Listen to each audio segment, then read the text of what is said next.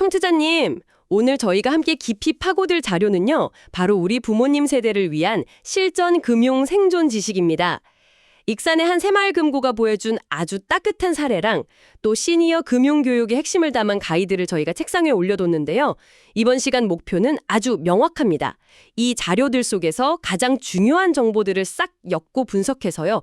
복잡한 현대 금융 환경 속에서 우리 부모님 세대가 스스로를 지킬 수 있는 가장 강력한 세 가지 행동 요령, 이걸 청취자님의 것으로 만들어드리는 겁니다. 네, 안녕하세요. 오늘 주제는 정말 시의적절한 것 같습니다. 디지털 금융으로 전환되는 속도가 어르신들 적응 속도랑은 상관없이 그냥 막 빨라지고 있잖아요. 근데 동시에 고령층을 노리는 금융사기는 점점 더 교묘해지고 어떻게 보면 더 악랄해지고 있죠. 그래서 오늘 저희가 나눌 이야기는 단순한 정보나 교양을 넘어서요. 이 시대를 살아가는데 꼭 필요한 필수 생존 기술에 가깝다고 할 수 있겠습니다. 오늘 대화가 청취자분과 또 부모님 모두에게 든든한 방패가 되기를 바랍니다. 좋습니다. 그럼 그 방패의 가장 바깥쪽, 제일 단단해야 할 부분부터 시작해보죠. 가장 시급하고 중요한 첫 번째 주제, 바로 금융사기 예방입니다. 자료에서 아주 강력한 행동 강령 하나를 딱 제시하는데요. 바로 의심하고 끊고 확인하라. 네, 확인하라, 이 세 가지입니다. 아주 간단하지만 강력한 원칙이죠. 사실 이 세 단어에 모든 대응 전략이 다 압축돼 있는 셈이에요. 사기 수법은 매일같이 바뀌니까 저희가 모든 유용을 다 외울 수는 없거든요. 하지만 이 원칙만 딱 지키면 어떤 신종사기가 나와도 대응이 가능합니다. 특히 자료를 보니까요. 어르신들이 가장 쉽게 무너지는 지점이 가족 사칭이라고 하더라고요. 엄마, 나 핸드폰 액정 깨져서 수리비 좀 보내줘. 이런 문자. 혹은 아드님이 납치됐으니 돈을 보내라. 이런 전화. 이게 사실 이성적으로 생각하면 좀 허술한데 부모님 입장에서는 혹시 우리 아이한테 진짜 무슨 일이 있나 하는 그 걱정이 앞설 수밖에 없잖아요. 그 마음의 장벽을 넘는 게 가장 어려운 부분 아닐까요? 바로 그 지점을 사기꾼들이 파고드는 겁니다. 부모의 사랑과 걱정을 가장 악랄하게 이용하는 거죠. 그 사람들 가장 큰 무기가 불안감이거든요. 대화를 계속 이어가면서 지금 빨리 결정 안 하면 큰일 난다고 막 심리적으로 압박을 하죠.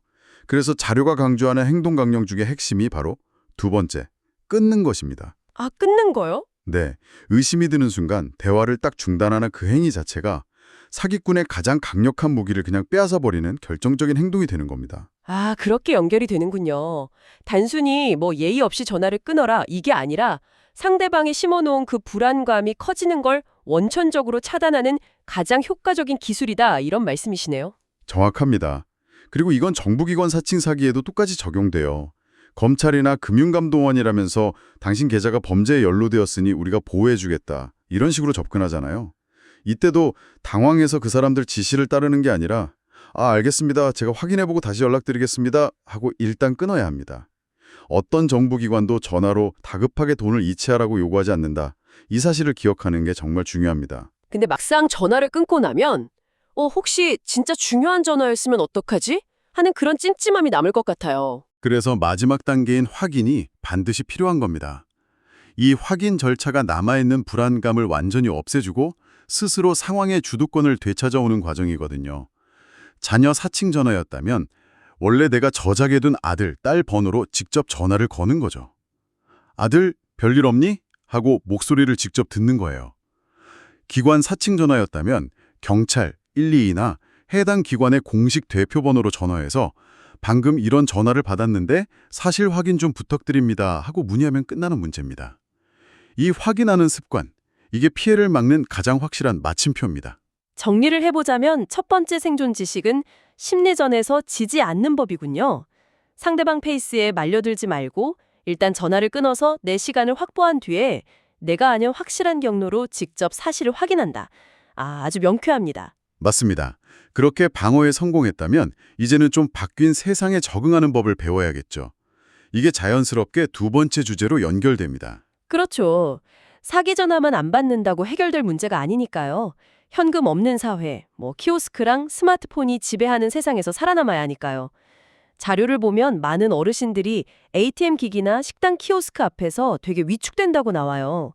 저도 가끔 뒤에 사람이 바짝 붙어 서 있으면 비밀번호 누르면서 괜히 등 뒤가 좀 서늘해질 때가 있는데 어르신들은 오죽하시겠어요. 그 기계가 주는 위압감, 그리고 뒤에서 기다리는 사람들의 그 무언의 압박감, 이게 큰 심리적인 장벽으로 작용을 하는 거죠.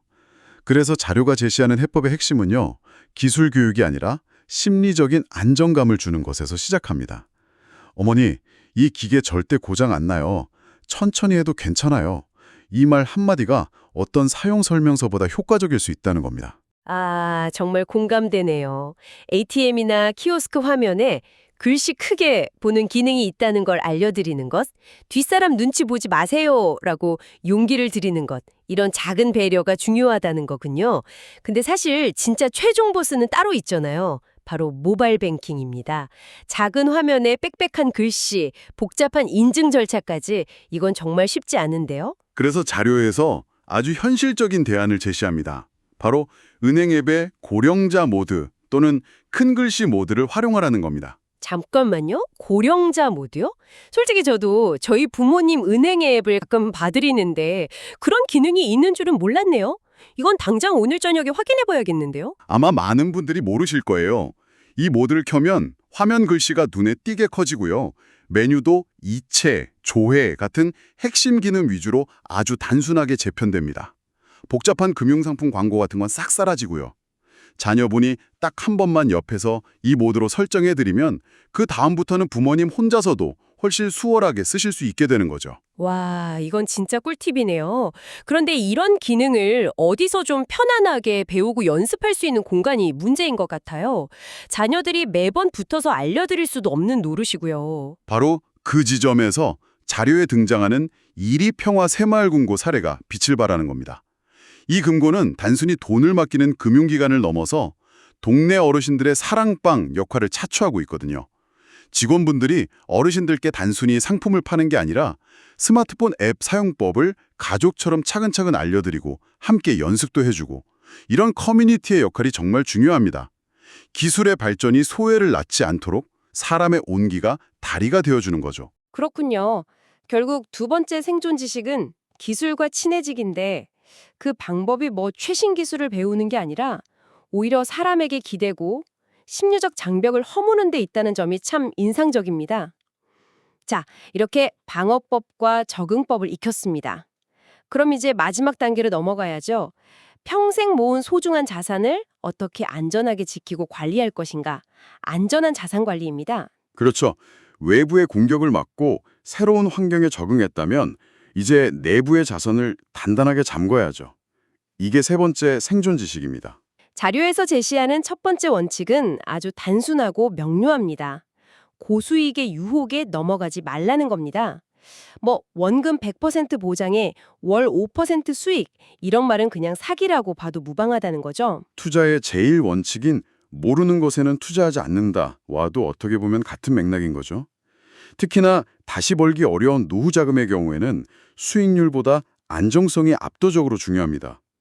그래서 자료는 가장 기본적이고 확실한 방법으로 예금자 보호 한도를 활용하라고 강조해요. 한 금융기관에 문제가 생겨도 국가가 5천만 원까지는 원금과 이자를 보장해 주니까 자금을 여러 은행에 5천만 원씩 쪼개서 예치하는 게 가장 안전한 분산 투자라는 겁니다. 네, 그 5천만 원이라는 숫자는 꼭 기억해야겠습니다. 그런데 자료를 보다 보니까 이것보다 훨씬 더 강력하고 실용적인 안전장치가 하나 있더라고요. 바로 지정인 알림 서비스입니다. 전 이 부분을 읽고 정말 무릎을 탁 쳤습니다. 이건 정말 모든 자녀분들이 부모님께 꼭 설정해드려야 하는 서비스입니다. 지정인 알림 서비스는요, 부모님 계좌에서 일정 금액 이상의 입출금 같은 금융거래가 발생할 때마다 그 내역이 사전에 지정해둔 자녀나 보호자에게 실시간으로 문자 메시지로 전송되는 서비스예요. 만약 부모님이 사기꾼에게 속아서 1,000만 원을 이체하려고 하는 바로 그 순간 자녀 휴대폰에 오은행 오호님 계좌에서 1,000만 원 출금 이런 문자가 바로 뜨는 거잖아요. 바로 그거죠. 문자를 받은 자녀는 즉시 부모님께 전화해서 어머니, 방금 1,000만 원 어디에 보내신 거예요? 라고 물어볼 수 있는 거죠. 이미 돈이 다 넘어가고 한참 뒤에 알게 되는 게 아니라 바로 그 순간에 개입해서 피해를 막거나 최소화할 수 있는 아주 강력한 모니터링 장치입니다. 그런데 이런 서비스를 부모님께 말씀드리면 내 돈 쓰는데 왜 자식이 감시하냐 이러면서 프라이버시 침해라고 생각하시거나 좀 서운해하실 수도 있을 것 같아요. 이 부분은 어떻게 접근하는 게 좋을까요? 아주 중요한 질문이십니다. 그래서 이 서비스를 제안할 때 접근 방식이 중요합니다. 감시가 아니라 함께 지키는 것이라는 점을 강조해야 해요. 어머니, 아버지가 돈을 어떻게 쓰시는지 궁금해서가 아니에요. 요즘 세상이 너무 험하니까 혹시라도 나쁜 사람들이 부모님 속에서 큰 돈 빼내려고 할 때 제가 옆에서 바로 알아차리고 지켜드릴 수 있는 비상벨 같은 거예요. 이렇게 설명해 드리는 거죠. 통제나 불신이 아니라 협력과 보호를 위한 장치라는 점을 진심으로 설명하면 대부분의 부모님께서 이해해 주실 겁니다. 감시가 아닌 비상벨. 아주 좋은 표현이네요. 자, 그럼 오늘 분석한 내용을 최종적으로 한번 정리해 보겠습니다. 부모님을 위한 실전 금융 생존 지식. 첫째는 심리전에서 승리하기였습니다. 사기 전화는 의심하고 일단 끊고 내가 아는 번호로 확인하기. 네. 둘째는 두려움 없이 적응하기였죠. 디지털 기기는 천천히 괜찮다는 마음으로 다가가고 특히 스마트폰 뱅킹은 고령자 모드라는 숨겨진 무기를 활용하는 것이고요. 모르는 건 이리평화 새마을금고 같은 친절한 동네 은행에 가서 물어보면 되고요. 그리고 마지막 셋째는 내 자산의 이중 잠금 장치 걸기였습니다. 예금자 보호 한도 5천만 원 내에서 안전하게 분산하고 자녀를 비상벨로 지정하는 지정인 알림 서비스로 든든한 2차 방어선을 구축하는 겁니다. 이 세 가지만 제대로 실천해도 우리 부모님의 금융생활이 훨씬 안전해질 것 같습니다. 맞습니다. 그리고 이 모든 지식을 꿰뚫은 하나의 키워드가 있다면 그건 바로 관심과 소통일 겁니다. 이리평화새마을금고가 착한 금고로 불리는 이유가 단지 금융 서비스를 잘해서가 아니잖아요. 어르신들의 안부를 묻고 식사를 대접하고 외로움을 달래주는 사랑방이 되어줬기 때문입니다. 금융교육 역시 이런 따뜻한 소통이 함께할 때 비로소 효과를 발휘한다는 걸 보여주는 아주 좋은 사례죠. 정말 공감합니다. 그래서 자료의 마지막 제언이 더 와닿았습니다. 다음에 부모님과 은행에 같이 갔을 때 그냥 기다리지만 말고 창구 직원에게 한번 물어보자는 겁니다. 혹시 어르신들을 위한 보이스피싱 예방 안내 자료나 큰 글씨로 된 설명서가 있을까요? 하고요. 이 작은 질문 하나가 부모님께는 큰 도움이 되고 또 금융기관에는 시니어 고객에 대한 중요성을 다시 한번 일깨우는 계기가 될 수 있겠죠. 네. 그런 작은 행동들이 모여서 결국 우리 사회 전체의 금융 환경을 더 안전하고 친절하게 만드는 변화의 시작이 될 겁니다.